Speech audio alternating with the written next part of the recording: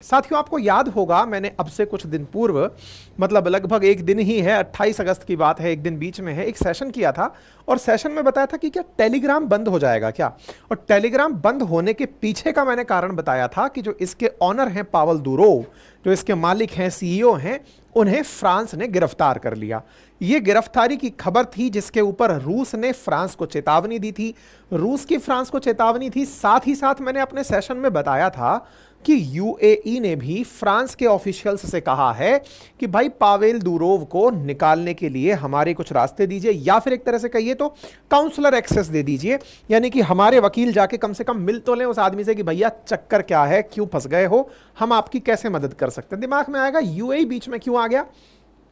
क्या रशिया के कहने पर यूएई बीच में आया था? नहीं, पावेल दुरोव के पास में यूएई की भी नागरिकता है, रशिया की भी नागरिकता है। ऐसे में यूएई उन्हें अपना सिटीजन मानते हुए, क्योंकि पावेल दुरोव ने अपना जो टेलीग्राम का ऑफिस है ना, वो दुबई के अंदर ही बनाया हुआ है, वहीं से वो ऑपरेट करते हैं। ऐसे में दुबई की तरफ से, यानी कि यूएई की तरफ से बोला गया फ्रांस को कि सर उन्हें भेजिए, उन तक एक्सेस पहुंचाइए। ये घटना जब घटी तो एक तरह से वर्ल्ड के अंदर बड़े सारे लोग इन्वॉल्व होने लगे, Pavel Durov versus Emmanuel Macron. और ये चूंकि बात टेलीग्राम की है, टेलीग्राम ओरिजिनली बिलोंग करता है रशिया से। टेलीग्राम जैसे सोशल मीडिया प्लेटफॉर्म पर लंबे समय से वेस्टर्न वर्ल्ड, यानी कि अमेरिका और उसके पिछलग्गू कंट्री मिलकर के चाहते हैं कि टेलीग्राम जैसे सोशल मीडिया प्लेटफॉर्म का एक्सेस उन्हें मिल जाए, ताकि वहां से होने वाले जो भी संचार हैं, जो भी सोशल मीडिया के मैसेजेस हैं, उन पर कंट्रोल स्थापित किया जा सके। ऐसा पावेल दुरोव कहते हैं। पावेल दुरोव की गिरफ्तारी होती है ये कहते हुए कि टेलीग्राम का उपयोग बहुत सारे गलत कामों में होता है, चाहे ड्रग स्मगलिंग हो, या फिर किसी के साथ ब्लैकमेलिंग हो, या फिर आतंकवादियों के द्वारा आतंकी हमले हो, टेलीग्राम का उपयोग किया जाता है। ऐसे में इनको गिरफ्तार कर लिया है, बिकॉज ये केवल 50 लोगों की कंपनी के साथ पूरी दुनिया के 175 देशों में टेलीग्राम चला रहे हैं। ये ही की पर्सन है, इन्हें गिरफ्तार करेंगे तो ही चीजें रिजॉल्व होंगी। और इन्हें अजरबैजान से जैसे ही इनकी फ्लाइट फ्रांस में लैंड हुई, इन्हें गिरफ्तार कर लिया गया। लेकिन इनकी गिरफ्तारी के कुछ ही समय बीते होंगे कि एक खबर अखबार की सुर्खी बनती है। आप यहां फाइनेंशियल एक्सप्रेस की एक कटिंग देखते हैं जहां लिखा है कि यूएई ने $20 बिलियन के राफेल डील को कैंसिल कर दिया है, क्योंकि फ्रांस ने टेलीग्राम के सीईओ को गिरफ्तार किया हुआ है। अब चूंकि टेलीग्राम के सीईओ को गिरफ्तार किया है फ्रांस ने, और राफेल फ्रांस का ही फाइटर जेट है, डसो एविएशन के द्वारा बनाया जाता है, ऐसे में यूएई ने उनके साथ जो $20 बिलियन का 80 राफेल खरीदने का प्लान था वो कैंसिल कर दिया है। ये हेडलाइन बनती है और इस हेडलाइन के अंदर एक्सप्रेस डिफेंस लिखा आता है। 29 अगस्त के दिन ये खबर काफी ज्यादा मार्केट में सर्कुलेट होती है, और ऐसे में ये खबर कि इन्होंने $20 बिलियन का जो 80 राफेल खरीदने का फ्रांस के साथ फैसला है वो वापस ले लिया है, बड़ी सुर्खियां निकल कर आती हैं। और सुर्खियों में बताया जाता है कि यहां पावेल दुरोव के साथ में जो यूएई के किंग हैं, जो वहां के अमीर हैं, उनके बेटे जायद अल नहायान के बढ़िया रिश्ते हैं, जिसके चलते उन्होंने इंटरफेयर किया। अपने पिताजी से कहा कि साहब पावेल दुरोव को वहां से निकलवाइए, अदरवाइज फ्रांस को कहिए कि हम आपसे रिश्ते तोड़ देंगे। ऐसा कहते हुए एक न्यूज आती है और ये राफेल डील को तोड़ देते हैं। ये सुर्खी बनती है। मतलब जहां टेलीग्राम की खुद की कीमत लोग $3-4 बिलियन नहीं लगा रहे, वहां $20 बिलियन का राफेल समझौता यूएई तोड़ देता है। दुनिया में यह खबर जंगल में आग की तरह फैलने लगती है, दुनिया भर के अखबारों की सुर्खियां बनने लगती हैं, लोग चर्चा में विमर्श करने लगते हैं कि 80 राफेल लेने वाला यूएई फ्रांस को ऐसा मतलब सदमा दे दिया है जैसा कुछ दिनों पहले ऑस्ट्रेलिया ने फ्रांस को दिया था, जब अमेरिका और ब्रिटेन ने मिलकर ऑकुस गठबंधन के तहत ऑस्ट्रेलिया को न्यूक्लियर सबमरीन देने का वादा किया था। कुछ वैसा ही हो गया है। राफेल को स्पेशल बनाने वाली जो खासियतें हैं वो ही इसके बिकने का बड़ा कारण है, क्योंकि ये 4.5 जनरेशन का वो फाइटर जेट है जिसने अफगानिस्तान, इराक, सीरिया जैसी जगह पर अपनी उपयोगिता दुनिया में सिद्ध की है। ऐसे में राफेल फिर से सुर्खी में आता है। वो दसो एविएशन, दसो राफेल कंपनी जिसने इसको बनाया है वो सुर्खियों में आने लगती है और सुर्खियां बनने लगती हैं कि देखो, जहां 2021 के अंत में इन दो देशों ने मिलकर $19 बिलियन का समझौता किया था, वो समझौता तोड़ने के लिए विमर्श होने लग चुका है। ऐसे में यूएई ने साफ मना कर दिया है फ्रांस को कि भैया रहने दो, आपके साथ एग्रीमेंट बढ़ चढ़ के हुआ था, लेकिन अब हम इस एग्रीमेंट को आगे नहीं ले जा सकते। आपको मैं बता दूं कि दुनिया में Rafale Egypt, India, Qatar, Greece, Croatia, UAE और इंडोनेशिया इन देशों के पास में है और ये दुनिया के सक्सेसफुल फाइटर जेट्स में जाना जाता है। लोग खबरें खंगालने लगे और कहने लगे कि देखो, फ्रांस को जबरदस्ती अपनी इस सक्रियता का परिणाम भुगतना पड़ रहा है। राफेल उनकी डील वापस हो गई। ऐसे ही इन्होंने जब ऑस्ट्रेलिया के साथ सबमरीन की डील की थी, वो अमेरिका के इंटरफेरेंस के कारण वापस हो गई थी। तो बोले साहब, फ्रांस के दिन बेकार चल रहे हैं। सुर्खियां इस तरह से निकल करके आने लग गई। कोई बात नहीं साहब। अब ऐसे स्थिति में फ्रांस का यूएई के साथ $20 बिलियन का नुकसान, ये किन्हें खुशी पहुंचा सकता है? तो ऑब्वियस सी बात है, अमेरिका को खुशी पहुंचाएगा इस वजह से कि बेटा अब अगर कोई राफेल नहीं खरीदेगा तो F-35 के बारे में बात करेगा, यानी कि अमेरिकी फाइटर जेट खरीदेगा। रूस खुश हो सकता है इस चक्कर में कि यार देखो, यूएई वालों ने उनका राफेल ना लेते हुए मेरे आदमी को, पावेल दुरोव को बचाने के लिए इस हद तक आगे बढ़ गए हैं, अगर ये चाहेंगे तो मैं भी इन्हें फाइटर जेट दे सकता हूं। दोनों लोग मन ही मन खुश रहे होंगे। लेकिन हम इस सेशन को कर रहे हैं सच्चाई जानने के लिए। सच्चाई जानने के लिए क्यों? क्योंकि यह खबर कहां से आई यह जानना जरूरी है। क्या यूएई ने ऑफिशियली इस खबर को पब्लिक किया? क्या कहानी है? अब उसके सोर्स तक चलते हैं। सोर्स की शुरुआत होती है सोशल मीडिया से। आजकल ट्विटर का जमाना है। ट्विटर पर एक वीडियो वायरल होता है। इस वीडियो को एक बार के लिए आप लोग जरूर देखें। यह वीडियो है अल जजीरा का। अल जजीरा के इस वीडियो में पढ़ते चलिए। अगर आप पढ़ रहे हैं तो यहां लिखा आ रहा है कि 80 फाइटर एयरक्राफ्ट थे जिन्हें बिजनेसमैन पावेल दुरोव के गिरफ्तार होने के बाद में कैंसिल कर दिया गया। यूएई प्राइम मिनिस्टर के द्वारा इस तरह का काम किया गया। अल जजीरा का एक वीडियो मैसेज है, यानी कि इस खबर का ओरिजिनल सोर्स अल जजीरा बता करके यह खबर इस तरह से प्रकाशित की गई थी। जब अल जजीरा का यह वीडियो बना हुआ आया जिसमें यह डिक्लेयर किया गया कि यह डील कैंसिल हो रही है, तो इस वीडियो को कई सारे ट्विटर हैंडल्स और टेलीग्राम पर शेयर किया गया। जैसे आपके सामने यहां पर एक टेलीग्राम चैनल, ट्विटर चैनल दिख रहा है जहां पर लिखा हुआ है कि किस तरह से यह डील कैंसिल हुई और सपोर्टिंग एविडेंस में अल जजीरा का यह वीडियो लगाया हुआ है। यह केवल एक मामला नहीं है, इसके अलावा भी बहुत सारे मामले जहां पर इस तरह की खबर लगा करके कि यूएई ने अपनी तरफ से 80 राफेल का जो मामला है वो कैंसिल कर दिया है, यह टर्की की तरफ से भी प्रकाशित किया गया। अच्छा, टर्की इन दिनों बहुत सी खबर फैलाने के लिए, अंतर्राष्ट्रीय स्तर पर आने के लिए बड़ी मेहनत कर रहा है कि उसकी खबरें दुनिया वाले देखें करें, क्योंकि अल जजीरा गल्फ का अखबार न्यूज़ चैनल है, तो ये टर्की वाले भी चाहते हैं कि हमारी खबर भी फैले। तो टर्की वाले भी साहब इस खबर को प्रकाशित कर दिए। दुनिया भर में, मैं कह रहा हूं, जंगल में आग की तरह यह खबर फैलना शुरू हुई।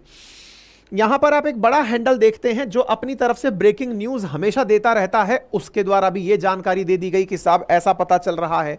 जहां तहां मिलियंस में खबर पहुंच रही है कि यूएई ने अपनी तरफ से 80 फाइटर जेट कैंसिल कर दिए और हर जगह अल जजीरा का वीडियो रेफरेंस के अंदर लगाकर दिया गया। चलता रहा, ये सब जगह फिरता रहा कि भाई बड़ी खबर, फ्रांस और यूएई के बीच में सब संबंध टूट गए हैं। फाइनेंशियल एक्सप्रेस की हेडलाइन बनती है कि यूएई ने 20 बिलियन राफेल, ये बाय द वे अपना इंडिया का अखबार है ये, है ना, तो यहां पर ये खबर फैलती है कि भाई पूरी तरह से ये मामला हो गया वगैरह वगैरह, ये सब तरफ न्यूज फैलने लगती है। एनीवे, अब जांच शुरू होती है कि क्या वाकई में यूएई ने ऐसा कहा है या लोगों ने अपनी तरफ से खबर बना ली है। अब इस खबर को जब और भी अखबारों में देखा गया, ये भी Indian news channel, Firstpost, इन सब के अंदर जब देखा जाने लगा, मेहर के अंदर अखबार देखा जाने लगा, सब जगह खबर तलाशने लगे, तो ये तलाशने लगे कि खबर का सोर्स क्या है। सोर्स में हर जगह अल जजीरा का वीडियो, लेकिन अल जजीरा का वीडियो तो अचानक आ नहीं गया होगा। अल जजीरा वालों ने कहां से लिया? तो बोले साहब मतलब अल जजीरा वाला जो वीडियो है वो दुनिया तक कैसे पहुंचा? तो बोले वो सोशल मीडिया के थ्रू पहुंचा, यानी ट्विटर के थ्रू पहुंचा और टेलीग्राम के थ्रू पहुंचा। ट्विटर हैंडल्स तो दिख गए, टेलीग्राम हैंडल्स भी दिखेगा, टेलीग्राम वाले के तो मालिक ही गिरफ्तार हो रखा है। तो टेलीग्राम के बारे में भी कुछ अखबारों ने कवर किया कि हाँ, हमने एवियो प्रो की तरफ से, ये वेबसाइट है रशियन वेबसाइट, जब रशियन वेबसाइट पर सर्च करते हैं तो उन्होंने लॉरा रू करके कोई टेलीग्राम चैनल है, वहां पर इस खबर को देखा। यानी कि इस खबर को सोर्स के रूप में या तो ट्विटर पर पाया गया या टेलीग्राम पर पाया गया, और सबने अल जजीरा का वीडियो कोट किया हुआ था। लेकिन क्या यह खबर सत्य है या असत्य है, यह जानना जरूरी है। सत्य और असत्य के लिए ट्विटर ने इस खबर को कंफर्म करना धीरे धीरे शुरू किया, नीचे लिखना शुरू किया कि यह एक फेक खबर है। ट्विटर ने आजकल टैग करना शुरू कर दिया है खबरों को, और खबरों में फेक न्यूज की तरह से इसे टैग करना शुरू हुआ। ट्विटर ने फाइनेंशियल एक्सप्रेस के नीचे भी लिखा कि यह झूठ है। अगर आपकी यह खबर है तो यह खबर झूठ है। तो फिर सच क्या है? सच के लिए इस बात को फ्रांस 24 ने बकायदा इसका पूरा तथ्य जांचने का प्रयास किया, और फ्रांस 24 ने यह जानकारी पब्लिक डोमेन में लाकर रखी कि अल जजीरा ने ऐसा कोई वीडियो बनाया ही नहीं था। अल जजीरा के फॉर्मेट में वो वीडियो था ही नहीं। अल जजीरा कभी भी वीडियो में इस तरह की न्यूज़ डाले और वो अखबार में ना डाले हो ही नहीं सकता। अर्थात इन्होंने प्रॉपर इन्वेस्टिगेशन इस बात का किया कि क्या वाकई में अल जजीरा में ये खबर छपी है। इसके लिए इन्होंने प्रॉपर तरीके से इस वीडियो को अल जजीरा की वेबसाइट पर जाकर ढूंढा कि क्या ऐसी कोई खबर है। वहां पर कहीं कोई खबर नहीं। इनके बने हुए अल जजीरा के जितने भी वीडियोज हैं उनमें तलाशा, वहां कहीं कुछ नहीं।